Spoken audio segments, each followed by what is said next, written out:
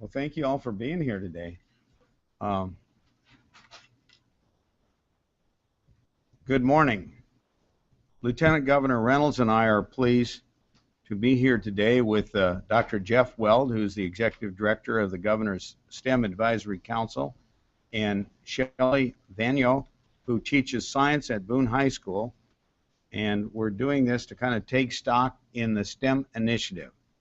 Iowa students must be better prepared for a dynamic, knowledge-based economy so that they can land good jobs and enjoy a great quality of life.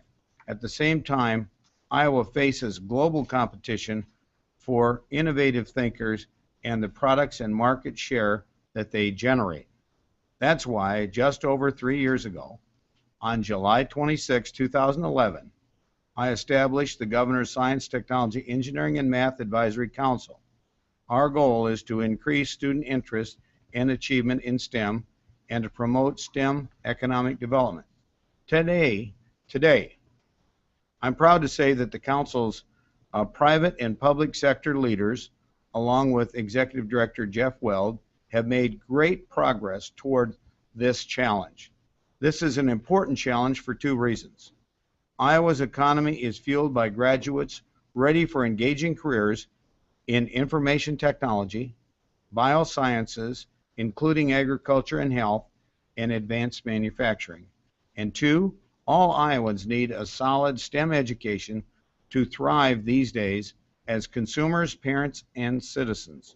I'm grateful to the Iowa legislature for its strong bipartisan support for this vision over the last 3 years, as well as their commitment to help keep this work being done until we are totally where we need to be in terms of being competitive. We will have succeeded when every Iowan has a first-rate STEM education and that they can pursue exciting career opportunities right here in the state of Iowa. We all know that STEM jobs pay a lot more than the average jobs. We are marking the 3rd anniversary of the STEM initiative, and we know from the evaluators that significant progress has been made, and Iowa is getting a national recognition. Every one of the STEM programs rolled out to educators across Iowa this past year has met or exceeded its objective of inspiring greater interest in STEM among students. That is important because it's estimated that there are 10,000 STEM jobs in Iowa that went unfulfilled in 2012. These are jobs that pay an average of $10 an hour more than non-STEM jobs, translating into an average income of $58,800 versus $39,300 for all occupations. With Executive Order 74, we made a commitment to Iowans that we will provide the tools to succeed in STEM, and we are delivering on that commitment. STEM leaders in other states are asking about Iowa's secret to success in tackling STEM. It really is no secret. We have great leaders, and we have a lot of people that are enthused and excited about it. Our Lieutenant Governor, Kim Reynolds, is co-chair of the STEM Council, along with Vermeer CEO Mary Andrenga, and we appreciate their outstanding leadership and all the others that have worked with them. Now I'm pleased to turn the podium over to Lieutenant Governor Reynolds. Well, good morning, and thank you, Governor Branstad, and thank you all for being here. We got a lot of the Hub managers and a lot of the Hub family that's with us here today, so it's excellent to see so many of those that have really been a key to the success in this initiative joining us today. It's an honor and a privilege for me to have the opportunity to work alongside my co-chair, Mary Andrenga, and it's really remarkable what a dedicated group of Iowans have been able to accomplish with the STEM initiative. We've created a network of 6 STEM regions that's partnering with Hub institutions all across the state of Iowa to deliver outstanding regional STEM programs through a dedicated group of STEM Hub managers. These managers, they work day in and day out connecting with business and industry and educators with the help of a STEM advisory board that's really help overseeing what they're doing. They have implemented the council's vision of providing excellent STEM programming to children all across Iowa, both inside and outside of our schools. We've launched STEM-focused classrooms, STEM teacher licenses, community STEM festivals, and one of the things that I'm most proud of is really the collaboration between business and education, and we've just really seen that take off since the initiative has been implemented, as well as a public endorsement campaign, STEM awareness, among many other innovations. So today we're going to share some of the key results from the second year of evaluations on the initiative. The Iowa STEM is independently evaluated by a consortium that's led by University of Northern Iowa Center for Social and Behavioral Research that is working with the Iowa State University Research Institute for Studies in Education and University of Iowa's Iowa testing programs, and we're certainly grateful for their research and the evaluation that they've done on the initiative. We want to make sure that we are making a difference, and so this helps us really take a look at the initiative and make sure that we're moving in the right direction. We're encouraged by the results that show that we're on the right track, while we absolutely recognize that we have a lot of work still to do. For example, students that participated in the first year of the STEM Scale-Up programs and second reported more interest in STEM topics as well as STEM careers. A small gender gap between male and female participation in Scale-Up has been narrowed from year 1 to year 2, and that's meeting one of our main objectives. Participation of minority students matches their share of Iowa school age population. Awareness among the acronym STEM among adults has increased by 58% from 2012 to 2013. And in case we were not sure if any of this mattered to the average Iowan, I am proud to report that 98% of those surveyed, those adults that were surveyed, agree that advancements in STEM will provide more opportunities to the next generation. Over 3,000 classrooms and clubs involving more than 100,000 young Iowans were involved in STEM in the 2013-14 year, and the program continues to expand to reach every single corner of the state each year. So I'm really humbled to be a part of the historic undertaking for our state, and I look forward to the great things that are going to happen ahead in the future. And I want to also thank, none of this would be possible without the bipartisan effort by the legislature and the appropriation that they have provided for the STEM initiative from year 1. It's because of that appropriation it really sets us apart from what other states are doing regarding STEM education. So I'm excited about what we've done. I'm even more excited about the future, and so just stay tuned. We've got great things happening for our young people across the state in STEM education. And now you're going to get to hear from one of the teachers why this is actually working and why our kids are so excited about STEM. It's my pleasure to introduce Shelley Vanier, whose commitment to providing STEM education is really unmatched, and you're going to see that in just a second. She teaches renewable energy technology, chemistry, physical science, earth science, and forensics. And it's no wonder that she won the 2014 Iowa Academy of Science and Excellence. So please welcome to the podium. Thank you, Governor Branstad, Lieutenant Governor Reynolds, and Dr. Jeff Weld for inviting me to talk about the difference that the STEM initiative has made in my classroom and my school at Boone High School. I believe that learning should be relevant and personal, not teacher-led or teacher-directed, but working together as a collaborative environment where students are active participants. When a student relates to the topic, I have found that that learning becomes relevant, it matters to them, and they will give 110%.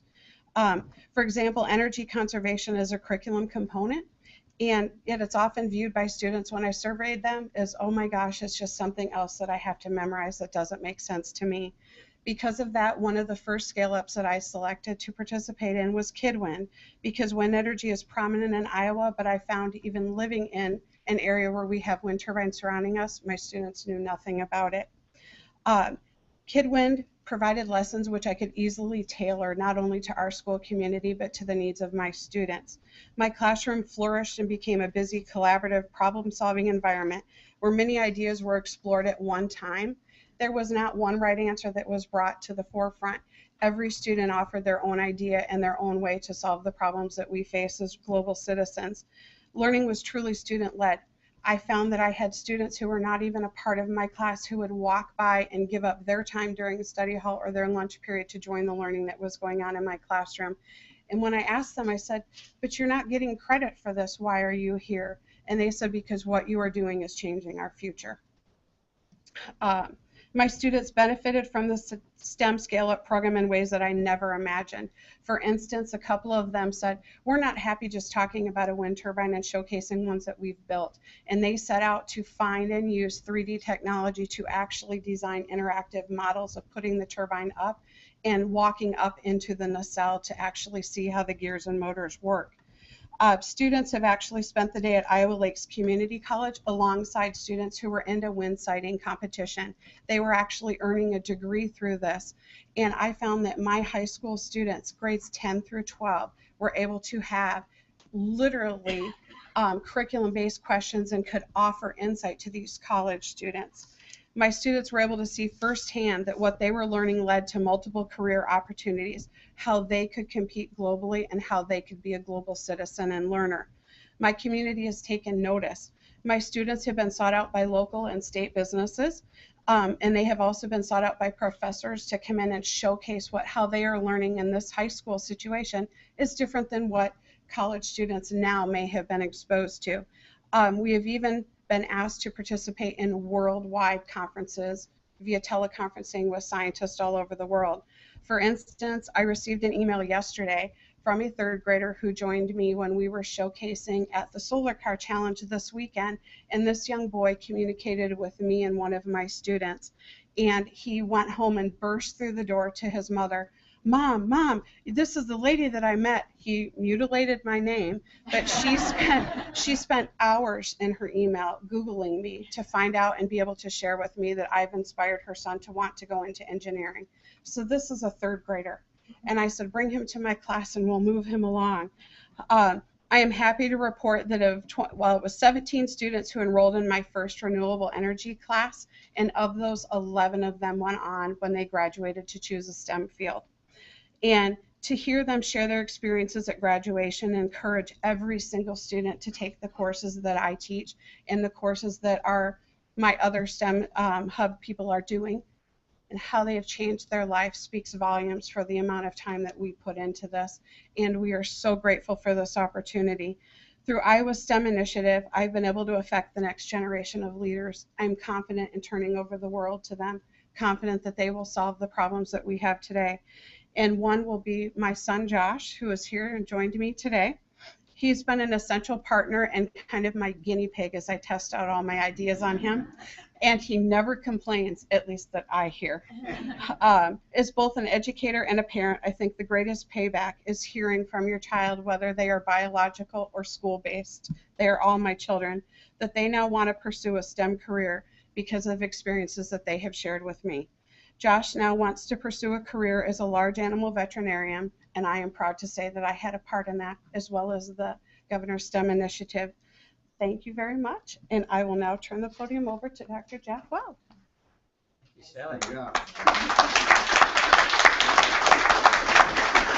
Oh my goodness, that is inspiring. Thank you, Shelley. Thank you, Governor. Thank you, Lieutenant Governor. I want to show you the report, although I don't recommend printing it.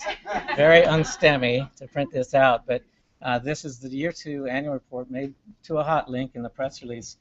Dr. Erin Hayden and her team were credited with generating this valuable Year 2 report, but I also want to seize this moment to credit some vital contributors of data, ACT and Iowa Workforce Development and the Iowa Department of Education. Critical statistics contributors to the report. We couldn't have done this. They couldn't have done this without you, and we're grateful. Speaking of not being able to do it without, I've got to revisit, as the Lieutenant Governor did, the regional managers. You guys are amazing. Imagine being in charge of 9,000 square miles, give or take a few, of Iowa as their chunk of the state for which they're responsible for delivering quality STEM. And they did so, reaching about 1,000 educators last year and about 100,000 Iowa kids with these exemplary STEM scale-up programs. In addition to that, they also organized 37 STEM community festivals, engaging tens of thousands of Iowans. They've spoken to hundreds of community groups, Rotarians, Kiwanians, and so on, and they've made countless connections to workforce economic development, education leaders throughout the region. So kudos to the managers. None of us would be here without your great work.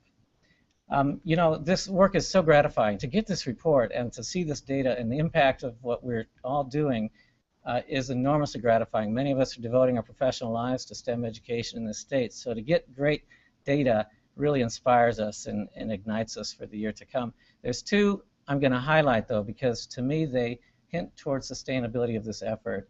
One is 3/4 of the teachers who participated in the Scale Up initiative reported back that they are more confident and feel more skilled to continue teaching STEM. So kudos to our team for that. And two, 750 business partners engaged with these Scale Up teachers this last year. And so connecting business and education, as the Lieutenant Governor said, a paramount goal of this council because of the promise it holds for sustainability of this effort and the maintenance of its momentum. In the coming year, we're going to continue with some rollout of other strategies to continue to forge community connections between education and business. We're also going to really focus on post-secondary readiness of our graduates for study in the STEM fields and the pursuit of careers, career awareness.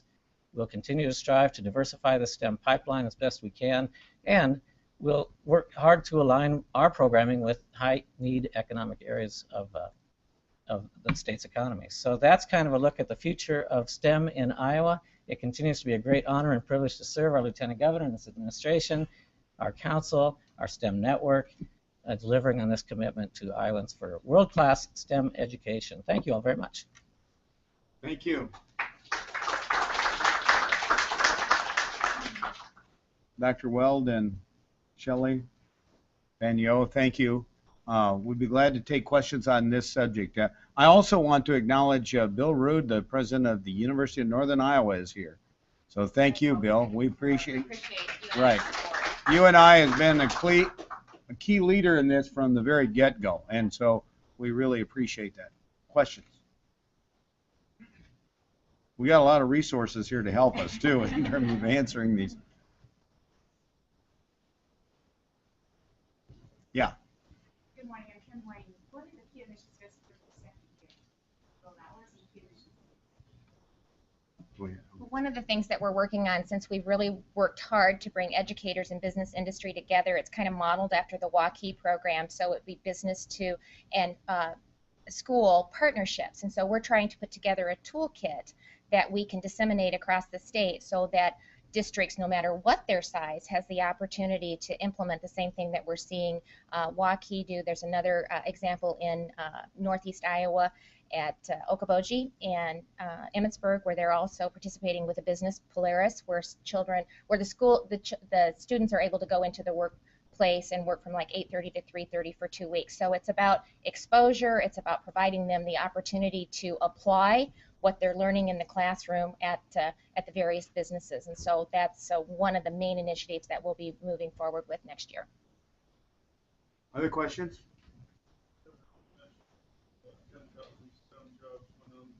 Yep. Yeah. Any sense going forward? Well, yeah. First of all, we've initiated a number of programs like Skilled Iowa to help upgrade the skills of people that are unfortunately not employed today. And that program is working. We also, as you know, passed Home Base Iowa this year to try to bring people from the military. But for the future, beyond that, getting young people, even as early as 3rd grade, excited and enthused about careers in this field, because this is where a lot of the really good jobs of the future are. And we want to make sure that we're not only attracting those jobs to Iowa, which we're working at doing all the time, but also that we have young people growing up here in Iowa that have the skills and the interest in those jobs.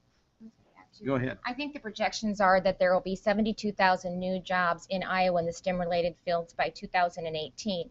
And what I'm excited about as we travel across the state is not only are we going to make sure that our students are prepared for a knowledge-based global economy, but we're going to have the jobs right here in Iowa as we continue to see our economy grow. These are great paying jobs, so that addresses another issue. educating our children and not export them to other areas of the nation. We're going to keep them right here in the state of Iowa, and we're going to make sure that they have the opportunity to take part in a quality, high-paying job in the STEM disciplines. I don't think I've ever seen the degree of collaboration that we have right now between educators and business and industry on a subject like this. I mean, everywhere we go, you just see tremendous interest and support for this.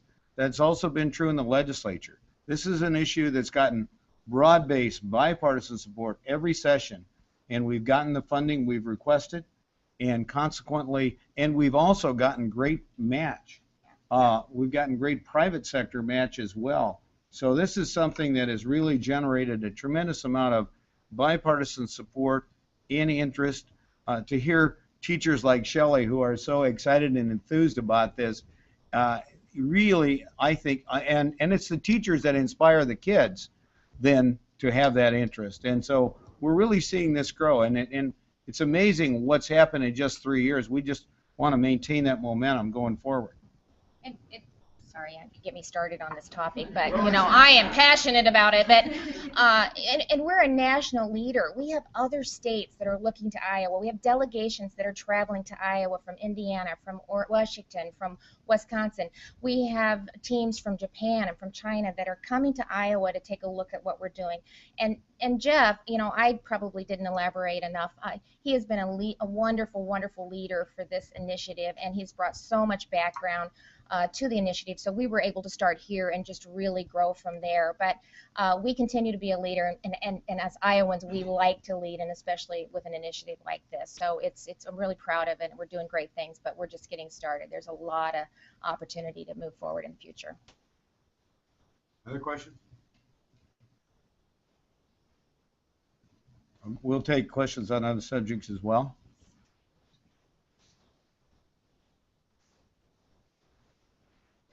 Everybody's pretty happy today. So. Yeah.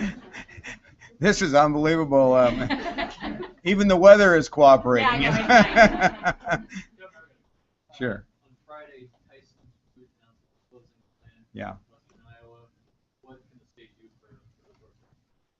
The workforce development will send a team up there to work with the community, and obviously this is a disappointment, as I understand it. This chicken processing facility that's owned by Tyson's, one of 3 they're closing throughout the nation, but it's a significant employer in Cherokee, Iowa, and we want to do all we can to try to help the workers that are going to be displaced, and to try to help the community to try to find new employment opportunities for them. So we'll work very hard with that, and workforce development has a special team when we have a plant closing like this that goes in to assist. What kind of services? Well, they provide, and this is, I remember going through this recently, you know, when we had the lean, finely textured beef problem, a smear campaign basically that caused the closing of plant in Waterloo.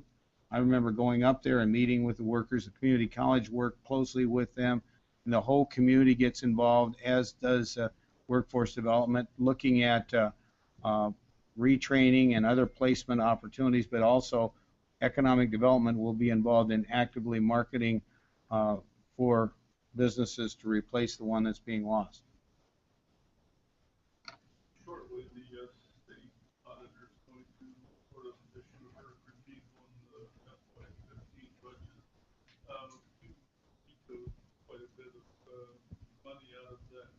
Are your projections showing that there's still enough surplus money to keep everything in the black as you make commitments down the road? This is one of the reasons why I made extensive vetoes after the legislature went home, because revenue dropped off significantly towards the end of the fiscal year, and there's various reasons for that. One thing, farm income is not what it has been. We've had some robust years of farm income, and now we have corn selling for $3.60 a bushel or something like that, $3.50 a bushel, as opposed to a few years ago when it was $7 and $8. Obviously, that makes a big difference when you're the leading corn producing state. we also had an issue involved in timing. You may recall the federal government's tax increase that it took effect in January of 2013, and the fact they weren't able to reach agreement on the budget until New Year's Day, and consequently they're anticipating that there were in late 2012, which came in the 2013 return, there were significant sales, so they tried to make the timing before the tax increase took place. Then, because of the stalemate in Washington, D.C., they moved back the filing deadline from farmers from March 1 to April 15th. The result of that was income in 2013 came in higher than expected, and then on the 2012 returns, the 2014 revenue fell well below that. Plus, we put together a 2-year budget with 5-year projections, and I vetoed that one-time spending bill, which would have dramatically taken down the money going forward to be able to meet our commitment to property tax relief and the education reform, our teacher leadership funding.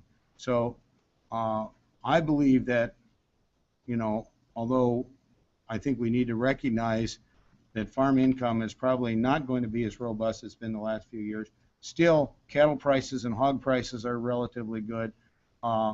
So we're not foreseeing a dramatic reduction, but I think we have to be very careful, and I would hope that the auditor's report will show that the action we've taken is very much consistent with what the process that David and Bout and I put in place to make sure that Iowa has a budget that's sustainable for the long term. Your projections still show positive balances all the way. I'm looking at David Roeder, and he's nodding his head yes. So yes, and that's who I rely on as the Director of the Department of Management for the state of Iowa. Other questions? Okay, thank you. Thank you all. And thank you all for coming.